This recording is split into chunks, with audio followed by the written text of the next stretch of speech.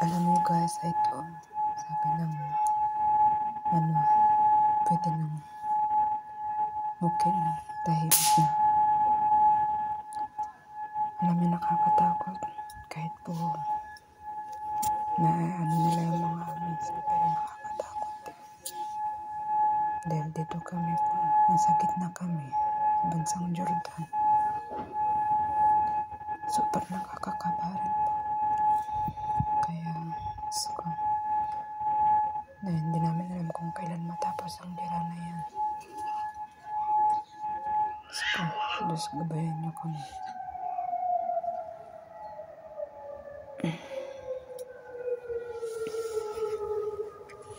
Apo, to Jordan apo atag, sir.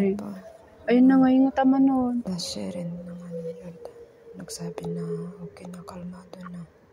Tapos na ang magpapalipad ng missile. Salamat naman kung gano'n.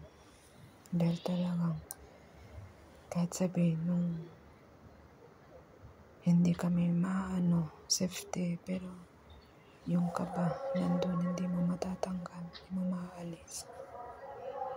Kaya okay. Salamat naman at nahinto na. Pero sigurado baka atake yan ulit. Nakaungat mo talaga tiran, Diyos Maria Josep, apo. Malamang. Kaya ingat-ingat pa rin sa susunod na mangyari. Talaga ang buhay. My God.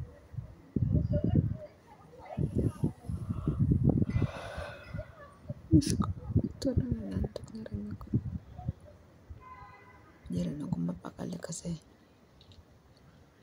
hindi ko nakuhanan ng maayos ng video yung bagsak ng mga missile kasi nga busy naman ako sa alaga ko kanina. Kaya yan.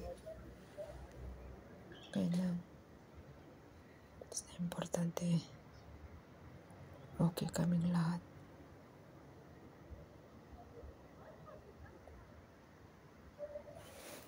Medyo natakot din si Lolo kasi lang kinakalmado niya sarili niya. Kasi sinabihan ko siya, Lolo, malayo naman tayo, kaya kalmado ka lang, sabi ko sa kanya.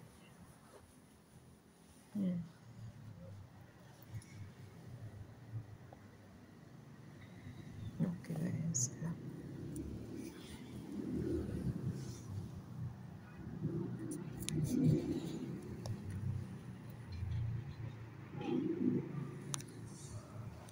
yung tahimik ng kapaligiran.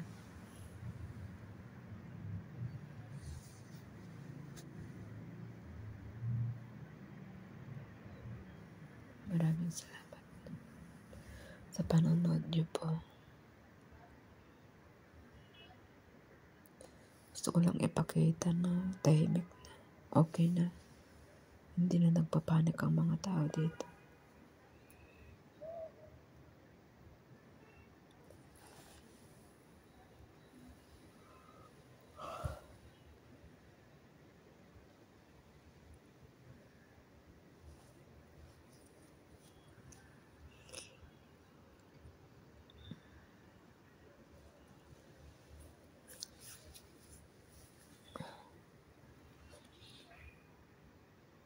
Ano kaya ang susunod na gagawin tong Iran at saka Israel? Kakatakot. Susubaybayan natin kung anong mangyayari. Pero hindi mo maiwasan ng hindi mapaiyak. Diyos ko. Ako napapaiyak ako. Hindi ko sukat akalain. Pangalawang beses ko na nakita ito. Nakakatakot. Yung una talagang kitang-kita mo. Kitang-kita ko yung paano nila yung missile, talagang nagpa-flashing yung niya.